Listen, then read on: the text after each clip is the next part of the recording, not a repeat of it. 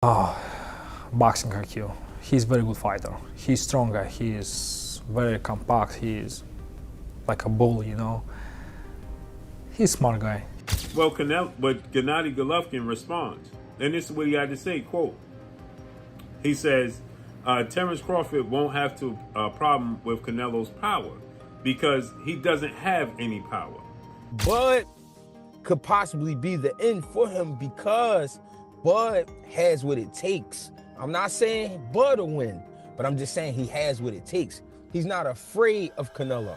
Gennady Golovkin delivers a bold prediction for the highly anticipated Canelo Alvarez versus Terence Crawford clash. Golovkin insists Crawford won't be fazed by Canelo's power, arguing that Alvarez isn't a true knockout puncher.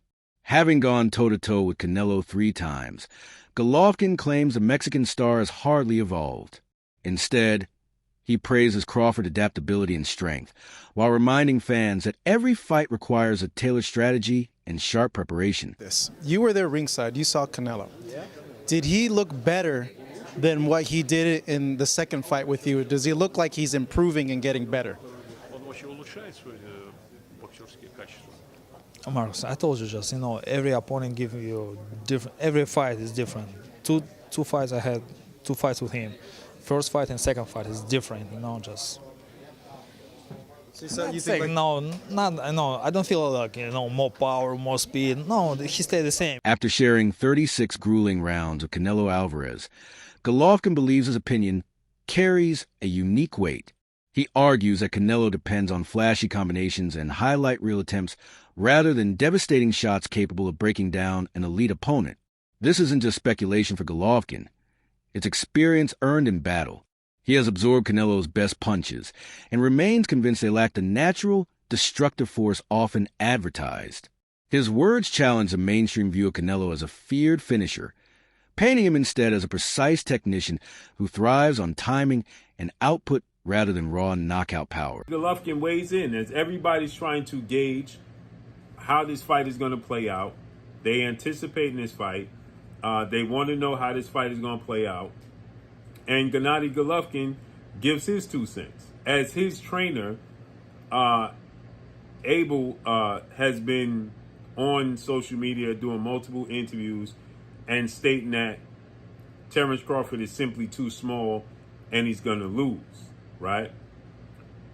And Gennady Golovkin, as Abel Sanchez is saying, that he's going to get knocked out, right? Because it's too much power. Well, but Gennady Golovkin responds, and this is what he had to say, quote, he says, Terence Crawford won't have a problem with Canelo's power because he doesn't have any power. He said, I fought Canelo at 160 and at 68, and I could say he has fast punches, he has fast combinations, but I wouldn't say there were a lot of power there, or power punches, or knockout punches. You saw that. You saw this clean shots that I took and he brought, and there were no results, end quote. So Gennady Golovkin is saying, he hit me with clean shots. You saw him hit me with clean shots, and the results was I didn't go anywhere. Now, I know people will say, well, Gennady Golovkin is naturally bigger than Canelo. Although Gennady Golovkin's former trainer insists Terence Crawford stands little chance against Canelo Alvarez, Golovkin himself doesn't echo that belief. He sees Crawford's sharp ring IQ and versatile skill set as real threats. In Golovkin's eyes, this fight could be far more competitive than most analysts are predicting. Many still see this as a one-sided beatdown in favor of Canelo Alvarez. Former Golovkin trainer Abel Sanchez, who's been very critical as of lately and said that Canelo will just play with Terence Crawford and by the second half, it'll just be like a sparring session. Sanchez said that Canelo will not only dictate the pace throughout the evening, if Triple G himself couldn't even hurt Canelo, then Crawford's chances are definitely not that great. Sanchez said, quote, Crawford is a great fighter, but that's why weight divisions exist. Neither Bivol could hurt him, nor could my fighter in 2 fights. Triple G's former trainer has also repeatedly emphasized that Crawford should have moved up in weight class a long time ago, and that his jump should have been more gradual and steady, and suggested that skipping divisions will definitely play a role in him potentially losing badly to Canelo Alvarez. Golovkin's trilogy with Canelo remains one of boxing's most dissected rivalries. That he still questions Canelo's supposed punching power after all those rounds speaks volumes. His remarks carry weight because they come from someone who has taken Alvarez's hardest blows multiple times. When Golovkin says Crawford has the tools to weather Canelo's offense, it becomes instant headline material. Fans and analysts debate his words, since they cut directly against the narrative of Canelo as a ruthless knockout artist. Golovkin's perspective reopens a discussion about whether Canelo's fearsome image is earned in the ring or amplified by marketing. Boxing Dr. News. Hey boxing fans, remember the epic Golovkin-Canelo trilogy? Well, get this. GGG once spilled the tea on Canelo's punching power, and it's not what you'd expect. Picture this. 2 legends, 3 fights, and a whole lot of controversy. GGG said Canelo's punches were fast, but not knockout material. Can you believe it? He claimed those clean shots brought no result.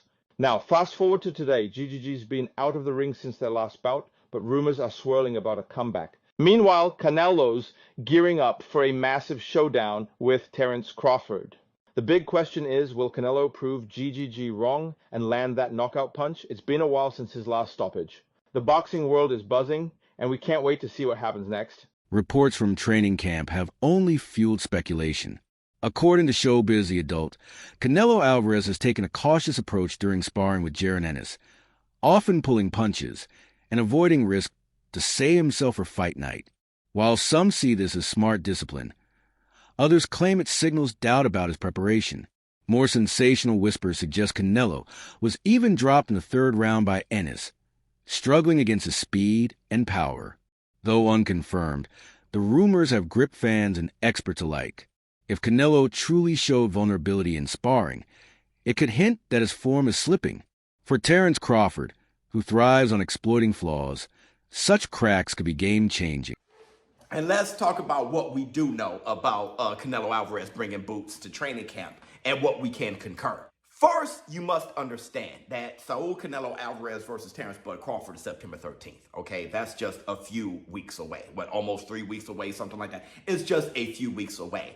So to expect them to have hardcore sparring, like real sparring, where they're fighting each other and they're really just going hard and sparring, pause, I don't really see that happening because you don't want a cut or anything, and you don't want anything to threaten the fight September 13th. Also, not only is Canelo Alvarez fighting soon, September 13th, but Boots Ennis, he has to fight against Lima come October. So you don't want Canelo Alvarez beating up on Boots either and cutting him or anything like that, blackening his eye or detached retina or anything like that. You don't want any incidents like that. So understand that they're probably sparring light to mid. They're definitely not going hard in there. Okay, pause.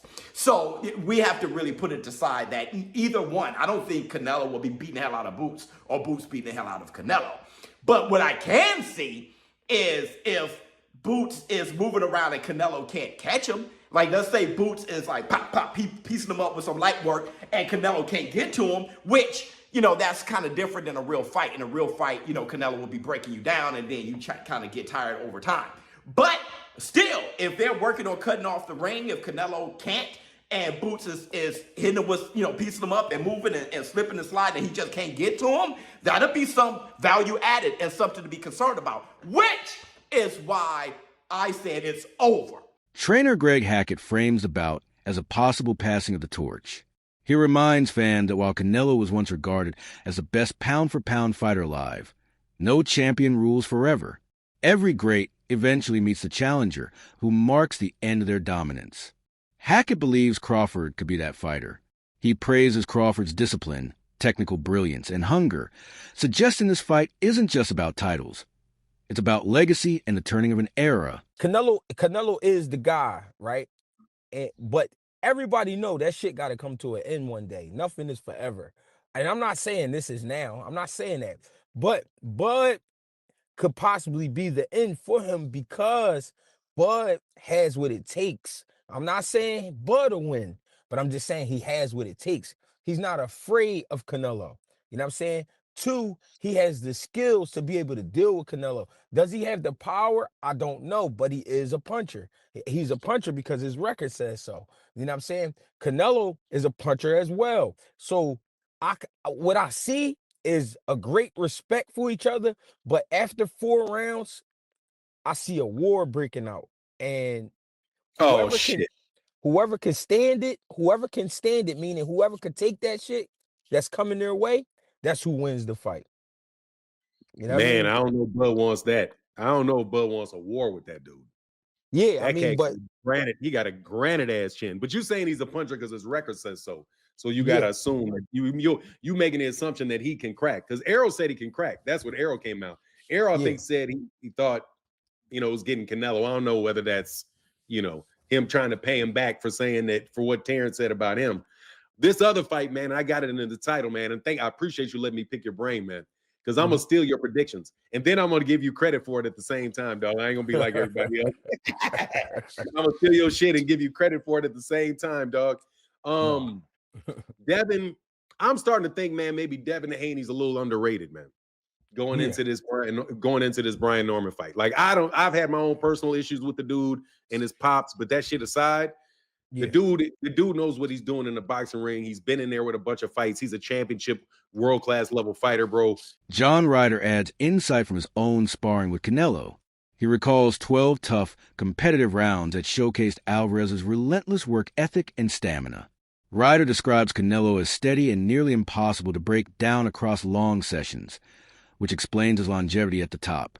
This testimony balances the picture, reminding fans that even if some question his power, Canelo's conditioning, skills, and experience still make him one of the most dangerous men in the sport. Fight for him, waiting for a big fight, and giving him, like, he had his hands full with you, and obviously there was triumph for you there, not just going the distance, but going the distance with severe injury as well, right? Of course, yeah, and I think that I want to be a trainer where I can go to people, look, I don't want to tell them things and they go, right, well, listen to him because he's been there, he's done it himself. Do you know what I mean? I don't want to be telling them to run through walls and not having done it myself. Like, if you need to bite down and push through because you still got a shot in this game, then do it. And listen, I've stood there toe to toe with one of the greatest pound for pound fighters out there, nose broken in the second, and pushed him to the 12th and final round. But I know now I can call on that in the future with fighters I train and just say, look, now you've got to dig deep, now you've got to pull through, and it's going to hurt today, but tomorrow's another day. While Jaron Ennis has earned attention for sparring with Canelo, some critics question whether he held back for financial reasons rather than going all out. Such speculation clouds the truth about what really happens in closed training camps. These doubts matter because sparring leaks often shape public perception. If Ennis went easy, fans may be misled about Canelo's form. But if he genuinely exposed weaknesses, Crawford's team could gain priceless insight heading into fight night. Pathetic. Purely pathetic. Terence Crawford's team inflicting race in this situation in reference to Jerome Bruce Ennis training and sparring with Canelo Alvarez, Mexican superstar, Latino superstar, the 4-division world champion, super middleweight undisputed, because Jerome Bruce Ennis, a brother, is training with Canelo Alvarez, then he's a sellout to his people? Really? This what Terence Crawford's team had to say in reference to Jerome Bruce Ennis, the former unified champion, the welterweight division, training and sparring with Canelo Alvarez. He sold out. That's all I can say. He sold out now.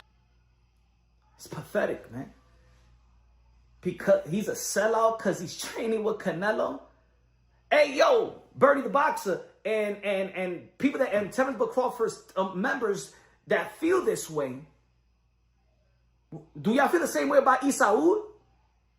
Yeah, the Latino trainer, the Guatemalan trainer that been training Terence Crawford since 14 years old. That's how y'all look at him? Y'all look at him like he's a sellout? Is he a sellout to Latinos because he trains Terence Crawford?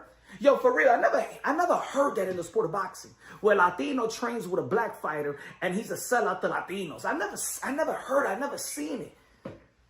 Why is this self-victimhood, this ingrained hate that some blacks have for Latinos? Gareth A. Davies and Duke McKenzie underline how vital this fight is to modern boxing. Too often, stars dodge risky matchups. But Canelo Alvarez versus Terence Crawford is the rare exception. It's a collision of two of the sport's most skilled champions, finally giving fans a dream fight they demanded. For Davies and McKenzie, this isn't just another date on the calendar. It's a defining battle where greatness meets greatness, and where history and legacies will be written in real time. Marvelous Marvin Hagler became a friend in life and was an amazing man. An amazing character. I've likened this fight to those two when they met, with one going up in weight, quite a big step. I've mentioned it to the two guys when I saw them in Riyadh last week as well. First of all, I was backing Terence Crawford to win this on points, with his skills to pay the bills and his speed and his timing and his spitefulness and the fact that he's raising his game. When we see here as well, by the way, the pushing and shoving in New York in the earlier press conference, I think he's poked the bear a little bit. Yeah. And I think Canelo's very dangerous. And I think Canelo might win this. My money's on Crawford. My money's clearly on Crawford. I mean, there's so many different ways of looking at this fight, but I really believe... Do you like it? It's the best fight in world boxing, bar none, at any weight division. Because of the stylistic matchup, because of the raise in levels, and because of the weight differential. Yeah, and because we're looking at two of the best undisputed modern day boxers that have ever lived, in my opinion, modern day boxers that have lived. In this current generation that we're in now, you're not going to get two better fighters fighting at this time in their careers. Jaron Ennis has also cautioned about Crawford's decision. He warns that stepping up to face a naturally bigger man like Canelo Alvarez without an interim fight could be a dangerous gamble. Ennis stresses that size and strength are real factors, and that easing into a new division is normally wiser.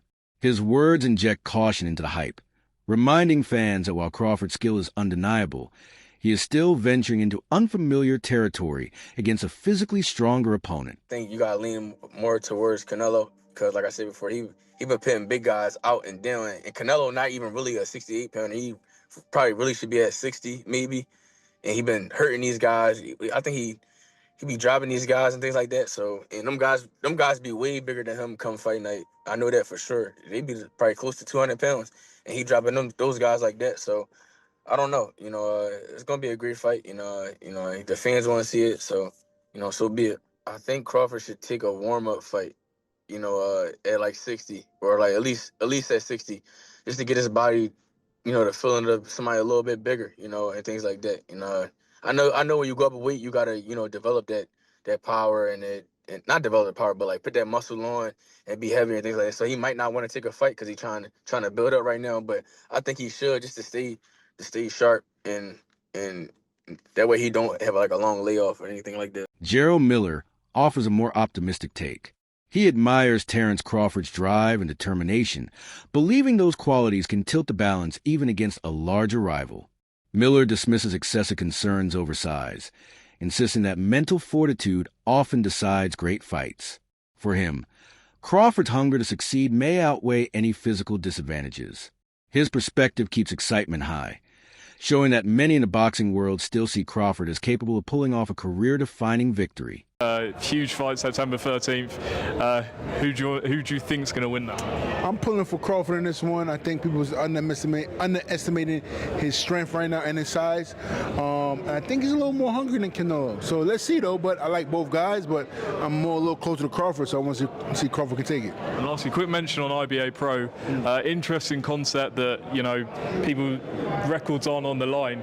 So I know in boxing, people don't like risking their own and things. Do you feel like this is a step forwards? This could become a major player in boxing? I think it definitely can. I mean, any opportunity to make some money and build your repertoire and your arsenal. Analysts agree that Crawford's strategy will be the deciding factor. This fight isn't about trading shots. It's about executing a plan sharp enough to neutralize Canelo's strengths. Defeating a champion of Alvarez's stature would cement Crawford among the all-time greats. To do it, he must rely on intelligence, timing, and adaptability rather than brute force. Patience and precision are the keys. If Crawford keeps his composure and exposes vulnerabilities, the night may belong to him. Understands that he has to be smart. And I think with this one specifically, it ain't just about being smart. He knows he has to look like he's never looked before, because again, if he doesn't and he beats Canelo, everybody's just gonna say, well, that's Crawford, you know? So I think he knows that this is the performance of a lifetime and that everything has to look right. He knows in order for it to look right, he can't just go out there and let the dog go. The dog is, you know, you got to work his way up to the dog. Hey, show the clip real quick. I don't know if you showed it already, but this is the dog you're talking about right here, right? And so this is, I pulled this clip right here. I seen it on social media this morning. Don't do that. That's what I'm saying. And I pulled this clip, right? But this is Terence. That's who he is. He's not gonna swing on Canelo. He already know that part of the game. That wraps up today's video.